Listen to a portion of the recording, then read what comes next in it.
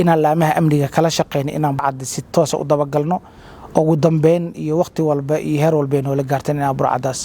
baacsanno in la aan gacanta uga soo dhigno. xaafadda Soomaalida ee Mayfield aad ka taliso waxyaabo badan ayaa ka jiro oo ay Soomaalida ka cabato sida amniga in wadooyinka qaar habeenkii la mari karin oo telefoonada la iskaga qaato wadooyinka qaar xaafadda Mayfield qashin ayaa la dhigaa bilicda magaalada uma fiicno sida wadada halbowlaha ee 8 ama 98 Avenue ama 9 Avenue iyo meelo badan maxaa kaaga qorshaysan inaad ka qabato Soomaalidu inay gaargaar u taagan yihiin telefoonada iskaga socdaan laga yaabo in xaafadda saddexaad wadada saddexaad ama wadada 15aad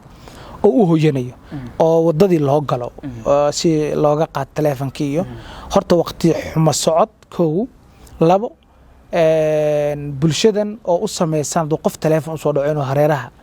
wadada aado ama bulshada oo ka dhaxbaxo. Assalaamu alaykum warahmatullahi ta'ala wa barakatuh kulanti wacan oo wanaagsan daawadayaal barnaamijkan ayaan waxaan ku eegi doonaa hadii Rabbi raali ka noqdo aan waraysi oga yeelan doonaa gudoomiyaha guud ee jaaliyada dalka Koonfur Afrika mudane Maxamed Cumar Warsame Talyaani wuxuu horay u ahaan jiray gudoomiyaha dhalinyarada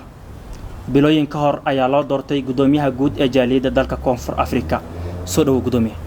wadhawahay Cabdirashiid Crash adiga iyo TV-ga iyo raadiyoga Shabeellaha aad u mahadsantahay waan ku mahadsantahay sida quruxda badan ee wanaagsan ee aad inoo suurta galis inaan barnaamijkan aan wada falaqayno intaan u guda galin waa kuma Maxamed Cumar Talyaani xagoo ku dhashay heerka waxbarasho xagoo ka gaarsiisan yahay magacaygu waa Maxamed Cumar Warsame Talyaani waxaan ku dhashay magaalada Muqdisho gaar ahaan isbitaalka hooyada iyo dhalaanka ee Banaadir dabayaaqadii 8 ayaan ku dhashay halkaas 1986 22 bishii February ayaan ku dhashay magaalada Muqdisho dugsigeyga hoose dhexe iyo sare waxaan kaga baxay magaalada Muqdisho iskuulaadkan maskaxdeeda ka go'ay waa dugsiga hoose dhexe ee Maxamuud Xarbi ayaan ku qaatay waxbarashadeedii dugsiga sarena waxaan ku qaatay dugsiga sare Axmed Gurey dabayaaqadii 2000 ayaana ka soo qalin jabiyay halkaas kadibna waxaan isku dayay inaan jaamacad ka helo dalka Qatar waan in muddo sugay waan ii soo galiyeysay waxaan jaamacad dhanka online-ka xiriirka caalamiga ah ka qaatay bachelor jaamacad ku taala dalka Malaysia sidee kuugu suurta gashay inaad noqoto gudoomiyaha guud ee jaaliyada dalka Koonfur Afrika waxaan dhihi karaa xaqiiqdii doonis iyo dhibaatada haysata jaaliyada dalka Koonfur Afrika oo istaagida aan u istaagay iyo baahiye aan dareemay inay jaaliyada u qabto inaan u soo istaago kadib in muddo aan ahaa gudoomiyaha dhalinyarada ee jaaliyada baahidaasna inaan buuxin karaa iyo bulshada ii sheegtay qaybaheeda kala duwan iyo taageerayaasheedaba maxaa kugu dhaliyay inaad noqoto waxa igu dhaliyay inaan gudoomiyaha jaaliyada u soo istaago sida wada ogtihiinba jaaliyadan waxay muddo 4 sano ah ahayd xafiis la'aan iyo shaqo la'aan iyo hoggaan la'aan ugu dambeyntiina 2 sano u dambeysay waxa xilkii iskaga tagay gudoomiyihii hore in muddo firaaqas maadaama uu jiray bulshadana oo habqan badan iyo burbur badan oo ku yimid dhanka bulshada ama akhlaaqdeeda ha noqoto ama amniga ha noqdo ama ganacsigooda ha noqdo taas awgeed ayaana igu kaliftay inaan u soo istaagay inaan wax ka qabto sidaan ognahay dhalinyarada Soomaaliyeed ee ku dhaqan dalka Koonfur Afrika waxay la kulmaan dhibaatooyin badan oo isugu jiro dil boob iyo in hantidooda la dhaco ka gudoomiye ahaan maxaa kaaga qorshaysan arintaas in badan hadaad media ama bulshada dhexdeedaba socoto waxaa cad inaan wax weyn marka hore gurmadkana qayb ka ahayn anagu youth-ka hoggaan u ah dilalka iyo dhaca loo geysto Soomaalidana inaan heer maxkamad xitaa burcada la kornay nafteena halis u gelinay goobo badan mid ka soo qaadnay ama dhaawac ama ha noqoto siyaabo kasta qofka muwaadinka dhibka ku gaaray loo caawiyo ha noqoto ama dabagalka dambiyada ha noqoto mararka qaar way noo soo wargasho wax badan inaan heer maxkamad la gaarno laakiin muwaadiniinta oo diyaar u ahayn in arinta wax badan laga qabto ama juhdi badan lagu bixiyo ganacsatada ayaana sabab u ah annagana inaan halis nafteena u sii gelin laakiin wax badan ayaan ka qabanay arimahaas sidaan ognahay dawladda Koonfur Afrika ama laamaha amnigu markii ay dhibaato dhacdo oo muwaadiniinta Soomaaliyeed dhibaato loo geysto uma suurta gasho ama kuma guuleystaan inay burcadaasi ay gacanta ku soo dhigaan ka gudoomiye ahaan maxaa kaaga qorshaysan arintaasina maxaad ka leedahay maadaama dhalinyarada aan ka soo gudubnay hadda oo gudoomiyaha guud jaaliyada aan ahay codsi ayaa meesha weehliya jaaliyada waxaa hubaal ah inay ku dhiban tahay dembiyada dhacfal dembiyadeeda inaan la dabagelin annagana qayb ka mid aan ku eedeysanahay hoggaanka jaaliyadda ganacsatada inay ku eedeysan tahay oo ah inaan dembiga la dabagelaynin asalna waxaa keenaya inaan dembiga la dabagelin Soomaaliga oo ogoleen maxkamadda dabagalkeeda cabsi dhanka oo ka qabo burcadda dhibka geysatay in asaga dib ugu soo noqoto iyo booliska aysa wax badan information ay la wadaageen awgeed laakiin waxaa nooga qorsheysan arinta haddii ganacsatada naga caawiso inaan laamaha amniga kala shaqeyno inaan burcadda si toos u dabagalno ugu dambeyn iyo waqti walba iyo heer walba inoo la gaartan inaan burcaddaas baacsanno in la aan gacanta uga soo dhigno sidaan ognahay xilligii qabanqaabada doorashada markaad ku jirtay magaalada Johannesburg xaafadda Soomaalida ee Mayfair waxa ka guuxayay olole doorashadaasi dad badan baa ka soo horjeeday dad badan baa ku taageersanaa maxaa dhibaato kala kulantay is leedahay in muddo ah sida hore u sheegay in muddo ayuu kursigan banaanaa dib markaan u xasuusta arintaas waan qoslaa xaqiiqdii bulshadan dhibaatada haysatay cid ka danqanaysana ma jirin laakiin maalintii aan damcay inaan u soo istaago kursigan aan sheegay inaan musharax u ahay kursiga gudoomiyaha guud ee jaaliyadda dadka hami badan ayaa galay waxaan damcay inaan doorashadii ka haro si qof ku haboon oo doorashadan bulshada ugu soo baxo laakiin ma dhicin waxaan arkay dadka mas'uuliyadda sheeganaya ama u soo istaagay bulshadan inay wax u qabtaan in khusuusiyaadkooda ama shakhsiyaadkoodaba inay u baahan yihiin in ayaga la samato bixiyo waxaana ka arkaysaa qaabkay u soo istaageen doorashada iyo shakhsiyadooda sidaas awgeed waxyaalaha igu badan oo challenge-ga aan kala kulmayo waxay ahayd qof aan hankeeda lahayn ama aan istiraatiiji ahaan wax u degsanayn ama aan u qalmin inuu kursigan isku soo sharxo ayaa isku soo sharaxay waxyaalaha igu badan oo la yaabka igu noqotay waxa kamid ah taas dhanka siyaasadda marka la yiraahdo ma had ka soo jeeda family siyaasad ka soo jeedo ama dawladda lugta kula jiro mise adiga kaliya un bay kugu abuurantahay inaad noqoto siyaasi north Soomaalida siyaasadda waxaad moodaa in waayadan dambe qof kasto ee bulshadan wax u qabto inaad moodo inuu siyaasi oo kaliya uu yahay nabigana sallallahu alayhi wasallam wa toolaha khayrun naasi anfa'uhum linnaas ana waxaan ka soo jeedaa aabahina ahaa nin bulshada u adeega dawladana qayb ka ahaa wax badan oo lagu xasuusto nabadoonnimada iyo inuu arrimaha Soomaalida dhaxdeeda wax badan ka geysanayay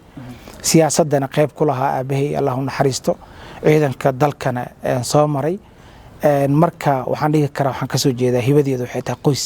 hogaamineed ayaan ka soo jeedaa hagaag aad u mahadsantahay xaafadda Soomaalida ee Mayfair aad ka taliso waxyaabo badan ayaa ka jiro oo ay Soomaalida ka cabato sida amniga in wadooyinka qaar habeenkii la mari karin oo telefoonada la iskaga qaato wadooyinka qaar xaafadda Mayfair qashin ayaa la dhigaa bilcada magaalada uma fiicno sida wadada halbowlaha ee 8 ama 98 Avenue ama 9 Avenue iyo meelo badan maxaa kaaga qorsheysan inaad ka qabato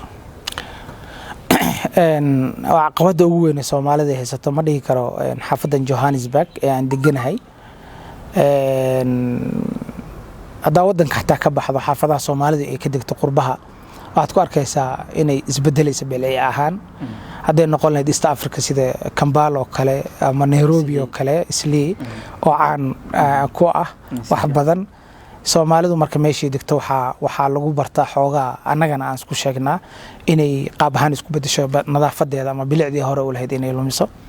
waxa ay qorsheysan in bilicdii xaafadan ay lahayd iyo guud ahaan Soomaalida Koonfur Afrika meelaha ay degan yihiin inaan dib u soo celiyo nadaafadeedii iyo quruxdeedii anigoo kaashanaya bulshada deegaan ahaan iyo ganacsi ahaan ku ganacsada goobahaas targetkeena koowaadna waxa waaye xaafadda Mayfair ee Johannesburg iyo xaafadda Coastal ee gobolka Eastern Cape okay aad u mahadsantahay gudoomiye dhanka amniga xaafadda maxaa kaaga qorsheysan mararka qaar telefoonada la iskaga qaataa habeenkii wadooyinka qaar lama mari karo oo telefoonada la iskaga dafaa telefoonada waxa la iskaga qaadanaya niyo jidadka hadda sidii hore ma ahan waa la isboobayaa xaafadda Mayfair dhexdeeda habeen dhawatay xataa gabadh iyo wiil aan eedo ahay gabadhan aan eedo ahay iyagoo gaari wato ayaa meel halkaas lagu helay tuuga heshay waa la dilay macnaha gabadhina tuuriya ku yaalo wiilkina waa dhaawac xun soo gaaray marka dhibaatada Mayfair hadda dhibaato sahlan ma ahan run ahaantii dhowr jeer cabasho ay geemaaday ka gudoomiye ahaan maxaa kaaga qorsheysan amniga horta wuxuu gacanta ugu jiraa ama inuu sugano laga rabaa laamaha amniga ee dalka gaar ahaan xaafadda hadda Soomaalidu ay degan tahay Mayfair waxa waa xaafad nasiib badan waaye saddex talis oo ciidan ayaa hareeraha uga yaala xaafad noocaan oo kale inuu amnigeeda xumaado oo wax aad iyo aad ceebna ugu ah fadeexana ugu ah laamaha amniga ee hareeraha ka degan ciidan ku filan waa uu joogaa laakiin waxaan dareemaynaa in amni darrada iyo taleefanada in la qaato inay sabab u yihiin Soomaalida tusaale qofka Soomaaliga ah xilliga oo socdo ama markaad xaafadda hareeraheeda fiiriso waxa arkaysaa xaafadaha dariska laha inay laga seexday ama quite ay yihiin halka labada wada ee 8aad iyo 9aad ee xaafadan aad moodo Soomaalidu inay gaargaar u taagan yihiin taleefanada iskaga socdaan laga yaabo in xaafadda saddexaad wadada saddexaad ama wadada 15aad oo u hooyanayo oo wadadii loo galo si looga qaad taleefankii iyo horta waqti xumo socod koow labo bulshadan oo u sameeysan dad qof taleefan soo dhaco inuu hareeraha wadada aado ama bulshada oo ka dhaxbaxo noqotana in si gaar ah qofkaas loo waarsado maadaama annaga aan qayb ka nahay laamaha amniga ee ka gaabiyeen waxaan abaabuli doonaa qorsho waardiya ama booliska teamka la shaqeeya CBF ta loo yaqaano ciidanka madaniga ah inaan xoojino batroolka ama howlgaladana aan badino ilaa ay ka zuulayaan burcadda u soo suuq tagta kana qoolisata xaafadda Soomaalida waxaana balan qaadayaa bulshada horteeda Ilaahayna uga balan qaadayaa in amniga iyo nadaafadda iyo baahiyaha guud ee Soomaalida qabta inay tilaabo degdeg ka qaadi doono aad u mahadsantahay gudoomiye locationada ama tuulooyinka remote area-ga dhalinyarada Soomaaliyeed lagu dilo oo ay soo dirsadeen hooyooyin ay nolosha mustaqbalka laha balse nasiib xumo loo dilo si arxan darro ah haddana ma jirto cid daba tagta ama maxkamad aad oo raadiso xaqiiq dhalinyarada waxaad u malaysaa in dilbadilka kale lagu ilaabayo arrintaasi maxaa kaaga qorshaysa sanad walba dhalinyarta waa la gumadaa bil walba la dilaa shalay u dambeysay wiil Soomaaliya lagu dilay Koonfur Afrika isla shalay xaafadda isku raranka ah 30 kilomitir dhacdo qiyaastii magaalada Johannesburg ee Soweto wiil Soomaaliya lagu dhaawacay ka gudoomiye ahaan waxaad u malaysaa in dilbadilka kale lagu ilaabo maxaa kaaga qorshaysan arrintaas sidee looga daba tagi lahaa islaamaha horta marka hore waxaan rabaa inaan uga tacsiyeeyo ummadda Soomaaliyeed guud ahaan gaar ahaan qoysaskii ay ka baxeen muwaadiniintii ku geeriyood guud ahaan dalkan intaan xilkahay intii iga horeysaba inta kadib horta naf walba way go'aysaa waqtigeeda ayayna ku go'aysaa qadarta markii laga tago laakiin dalkan aan joogno qofka hadduu dhinto xuquuqaad iyo wuxuu leeyahay dilka dhacay dad dabagala oo ciidamo ah annaga waxaan balan qaadi karnaa in aan diyaar u nahay inaan qoysaskaas iyo ganacsiga qofka lagu dilay milkiilaha ama hadduu asaga milkiila ahaa inaan raydka ama xuquuqda ee lahaayeen aan la raadino laakiin waxaa ka horeysa inaan inta annaga xuquuqda raadin inay ayaga dadka xuquuqda soo doontaan ninkii qofkii dhintay waxaa laga yaabaa inuu ubad ka xiriiro waxaa laga yaabaa inay hooyo ku xiriirto ubad haysa wax walba ku xiriira waxaan codsanaynaa horto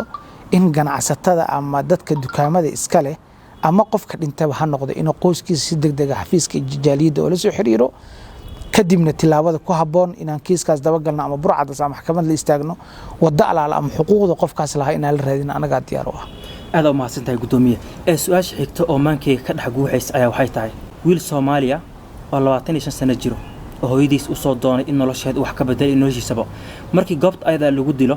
isla daqiiqadii waxa imaadaya gurmad ka imaanay xaafadda Soomaalida ama kuwa u dhowba in meydkii meesha laga qaado meesha la dhaqo la nadaafiyo isla waqtiga ayada ah ama dhaawaca meydkii la qaado dukaankiina hore u ka shaqeynay mee ka dhignayn in wiilkii Soomaaliyeed ee 25 sano jiray uu ka muhiimsan yahay dukaanka waa wax la yaab leh bini'aadanimada ka baxsan dadka marka aragto hareeraha dukaamadaas ka degan way la yaabaan Soomaalida waxayna kula yaabaan qofka waxay sugayaan ilaa meedkiisa goobta laga qaaday maadaama dad qaabilsan ay jiraan qaybaha kala duwan ee dhimashada markay yimaadaan goobta ka qaadaan hadii maalin tahayna dhiigii ay dhaqayaan ganacsigana waa sii soconaya hadii habeen tahayna subaxa ku xugo waa la furaya xitaa tacsida loo lama sugayo ilaa mar rahimallah ilaa umid iyo laba mooyee waxaa keenaysa marka in dhiigii iska oo raqiis noqdo Soomaaliga ay Koonfur Afrika lagu dilay kow ganacsatada qayb ka ah ama cidda uu la shaqeynay qofka dhintay ayaa qayb ka ah sababtuna waxay tahay hadduu midka nool ka danqada ninka walaalkii si sahalkaas lagu iloobin asaga ayay aaye iyo nolol u tahay xuquuqdiisa lagu raadinaya marka waxaan dhihi karaa waan arxan darro iyo nasiib darro ummadda Soomaaliyeed soo wajahday gaar ahaan ganacsatada Soomaaliya dalka Koonfur Afrika